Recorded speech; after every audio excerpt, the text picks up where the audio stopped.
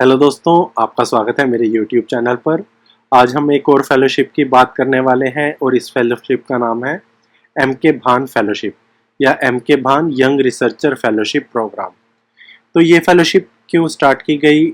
ये fellowship start की गई है डीबीटी के द्वारा उन स्टूडेंट के लिए जो आफ्टर पीएचडी फॉरेन में पोस्ट डॉक के लिए जाते हैं। तो वो जितने भी अच्छे कैंडिडेट जिनका पब्लिकेशन प्रोफाइल स्ट्रॉन्ग है या बहुत अच्छे पेटेंट है उनके पास, तो ऐसे कैंडिडेट को, जो ब्रिलियंट कैंडिडेट है, उनको इंडिया में ही रोकने के लिए ये फेलोशिप प्रोग्राम शुरू किया गया है। तो इस फेलोशिप प्रोग्राम की क्या क्या एलिजिबिलिटी क्राइटेरिया है और इसमें क्या क्या फैसिलिटी आपको मिलती है, वो आज की इस वीडियो में हम बात करेंगे। तो सबसे पहले हम देखते हैं एलिजिबिलिटी क्राइटेरिया के बारे में। तो अगर आप ये फेलोशिप अप्लाई कर रहे हो तो आपके पास पीएचडी होनी चाहिए और वो पीएचडी लाइफ साइंस, बायोटेक्नोलॉजी या किसी भी अलाइड एरिया में हो सकती है। सेकंड थिंग कि आपके पास किसी भी तरह की कोई भी परमानेंट पोजीशन नहीं होनी चाहिए किसी भी यूनिवर्सिटी में। जैसे ही पीएचडी करते हैं कुछ लोगों की गवर्नमेंट जॉब लग जाती है किसी यूनिवर्सिटी या स्टेट यूनिवर्सिटी में, तो ऐसे लोग इस फेलोशिप को अप्लाई नहीं कर सकते हैं। तो जिनके पास एक्सेलेंट पब्लिकेशन ट्रैक रिकॉर्ड है या पेटेंट टेक्नोलॉजी है, उनको ये फेलोशिप मिलने के ज़्यादा चांसेस होते हैं। यहाँ पर आप ये देख सकते हैं कि जो स्टूडेंट जिनकी पीएचडी जस्ट सबमिटेड हुई है, वो स्टूडेंट भी इस फेलोशिप को अप्लाई कर सकते हैं, लेकिन उनको ये फेलोशिप जब उनकी डिग्री अवार्ड होगी तब से स्टार्ट हो जाएगी। और इसके लिए सबसे इम्पोर्टेंट क्राइटेरिया है कि आपको एक होस्ट इंस्टीट्यूट आइडेंटिफाई करना पड़ेगा और एक मेंटर भी आइडेंटिफाई करना पड़ेगा। होस्ट इंस्टीट्यूट जो होगा वो डीपीटी ऑटोनोमस इंस्टीट्यूट ही होना चाहिए। कौन कौन से ऐसे इंस्टीट्यूट हैं जो डीपीटी ऑटोनोमस इंस्टीट्यूट है, वो मैं अभी आपको इस वीडियो में ही बताऊंगा। और आपको उसी इंस्टीट्यूट से कोई मेंटर भी सिलेक्ट करना पड़ेगा। मोस्टली ये डायरेक्टर ही होते हैं उस इंस्टीट्यूट के। इस फेलोशिप को अगर आप अप्लाई करना चाहते हो तो आपकी एज 35 ईयर से कम होनी चाहिए और जो आपका होस्ट इंस्टीट्यूट है और जो आपने मेंटर सिलेक्ट किया है, उनको एक सर्टिफिकेट पे साइन करना होता है या एक सर्टिफिकेट बनाकर देना होता है कि okay we are keeping this candidate here और हम इसको ये एम के भान फेलोशिप अप्लाई करवा रहे हैं। तो ये एक तरह का सर्टिफिकेट वो देते हैं। जब मान लीजिए आपके पास एम के भान फेलोशिप है, लेकिन ड्यूरिंग फेलोशिप अगर आपकी जॉब किसी यूनिवर्सिटी में परमानेंट पोजीशन पे लग जाती है, तो आप तो या तो सिर्फ फेलोशिप ले सकते हैं या सैलरी ले सकते हैं। ठीक है, अगर आप सैलरी लेते हैं तो आपको रिसर्च जो ग्रांट मिलती है इसमें वो आपको मिलेगी, लेकिन फेलोशिप नहीं मिलेगी। तो दोनों में से आप एक ही चीज़ ले सकते हैं, या तो फेलोशिप या सैलरी, लेकिन आपको रिसर्च ग्रांट मिलेगी इसमें। और जैसे ही इसके प्रोजेक्ट का पीरियड ओवर होता है तो ये आपकी फेलोशिप और रिसर्च ग्रांट बंद हो जाता है। तो जनरली ये कितने ईयर की होती है फेलोशिप?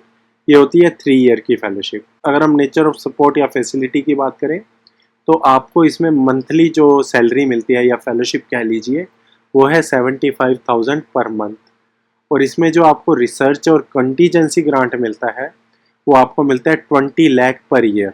और ये जो रिसर्च ग्रांट आप यूज़ कर सकते हो purchase of consumable, minor equipment, domestic travel, इन चीज़ों के लिए। तो जो ये आपको 20 लाख रुपीज़ मिल रहे हैं, इसी 20 लाख रुपीज़ में आप एक जेआरएफ या एसआरएफ या प्रोजेक्ट असिस्टेंट भी हायर कर सकते हैं।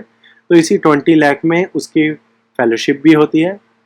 और अगर आपको इस 20 लाख में से इंस्ट्रूमेंट खरीदना है तो आपकी उस इंस्ट्रूमेंट की मैक्सिमम लिमिट 10 लाख होनी चाहिए। इससे ऊपर का प्राइस का इंस्ट्रूमेंट आप इस फेलोशिप से खरीद नहीं सकते। और जो भी आप इंस्ट्रूमेंट खरीदेंगे वो इंस्टीट्यूट के नाम पर ही खरीदेंगे। और सबसे अच्छी बात यह है कि ड्यूरिंग दिस फेलोशिप आप दूसरे प्रोजेक्ट भी अप्लाई कर सकते हैं, सो दैट कि आपकी अगर आफ्टर 3 ईयर फेलोशिप बंद हो जाती है तो आप उस प्रोजेक्ट से अपने आप को सपोर्ट कर सकते हो, रिसर्च कंटिन्यू कर सकते हो। और कई बार जब आपको दूसरे प्रोजेक्ट आते हैं तो इंस्टीट्यूट आपको यहाँ अपने परमानेंट पोजीशन पर भी रख लेता है। तो यहाँ पर आप देख सकते हैं जो ड्यूरेशन है इस फेलोशिप की वो है मैक्सिमम 3 ईयर। बहुत ही एक्सेप्शनल केसेस में ये फर्दर 2 ईयर के लिए एक्सटेंड कर सकते हैं। तो ये है रिगार्डिंग एम के भान फेलोशिप के। तो अब मैं आपको बताता हूँ कि इस फेलोशिप में मेंटर क्यों रखवाया जाता है। मान लीजिए कि आप एम के भान फेलो हैं और आपके पास ये प्रोजेक्ट है और इस प्रोजेक्ट में आप एक कैंडिडेट हायर करते हैं फॉर JRF या SRF या रिसर्च एसोसिएट पोजीशन के लिए। तो ड्यूरिंग एम के भान फेलोशिप आपको 1 साल बाद लगता है कि यार आपकी शायद परमानेंट पोजीशन नहीं हो सकती, या आप कोई भी रीज़न हो सकता है कि आपको इंडिया में अच्छा नहीं लग रहा और आप फ़ौरन मूव कर जाते हो। तो उस केस में कैंडिडेट की PhD पे इफ़ेक्ट होता है। तो कैंडिडेट की PhD पे इफ़ेक्ट ना हो आपके जाने के बाद, तो इसलिए ही मेंटर रखवाया जाता है, सो दैट कि जो फेलोशिप का रिसर्च अमाउंट है वो मेंटर के पास चला जाए और जो आपने JRF हायर किया था अब वो JRF उस फेलोशिप से ही अपनी PhD कंटिन्यू रख सके। और नंबर दूसरा ये रीज़न है, जैसे आप DBT के ऑटोनोमस इंस्टीट्यूट में हो और आप एम के भान फेलो हो, लेकिन आपकी जॉब लग जाती है किसी दूसरी स्टेट यूनिवर्सिटी, IIT या किसी और इंस्टीट्यूट में, तो सडनली आपको मूव करना पड़ता है। उस केस में भी जो आपने कैंडिडेट हायर किया था उसकी PhD पे इफ़ेक्ट पड़ता है। तो PhD पे इफ़ेक्ट ना पड़े उस कैंडिडेट की, इसलिए मेंटर रखवाया जाता है। और अब मैं आपको दिखाता हूँ कौन कौन से इंस्टीट्यूट हैं जो स्पॉन्सर करते हैं एम के भान फेलोशिप के लिए। तो ये DBT ऑटोनोमस इंस्टीट्यूट है। तो इसमें आप देख सकते हैं ये सारे institute, national institute of immunology जो कि नई दिल्ली में है, पुणे में NCCS है। ऐसे ही आप बाकी इंस्टीट्यूट भी चेक कर सकते हैं, NBRC, CDFD, national institute of plant genome research, institute of life science. तो आगे आप ये पूरी लिस्ट कंटिन्यू देख सकते हैं।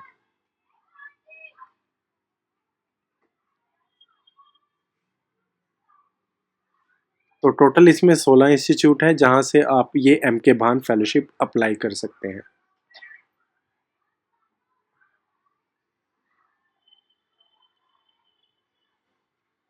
तो दोस्तों ये थी मेरी आज की वीडियो। इसके रिगार्डिंग अगर आपको कोई भी क्वेश्चन हो तो आप मुझसे पूछ सकते हैं।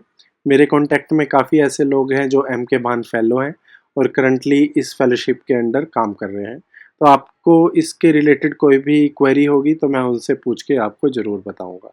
सो गाइज़ ये थी आज की वीडियो। अगर आपको पसंद आई हो तो इसे ज़रूर लाइक कीजिए, अपने PhD फ्रेंड्स के साथ शेयर कीजिए।